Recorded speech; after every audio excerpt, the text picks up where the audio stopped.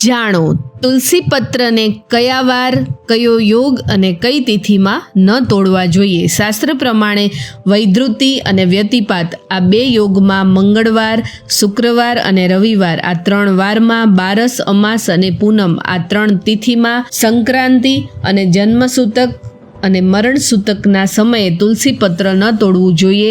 એ પછી રાતના સમયે અને બંને સંધ્યાના સમયે પણ તુલસી પત્ર ન તોડવું જોઈએ। સ્નાન કર્યા વગર કે પગરખા પહેરીને પણ તુલસી પત્ર ન તોડવું। પણ જો તુલસીના છોડમાંથી આપમેળે પાંદડા પડ્યા હોય તો તેને પૂજામાં લઈ શકાય છે। સ્કંદ પુરાણમાં કહ્યું છે કે જે હાથ પૂજા માટે તુલસી પત્ર તોડે છે તે હાથ પણ ધન્ય છે। આવતા બીજા વિડીયોમાં આપણે જોશું કે તુલસીના માંજરનું શું મહત્વ છે। જય માતાજી।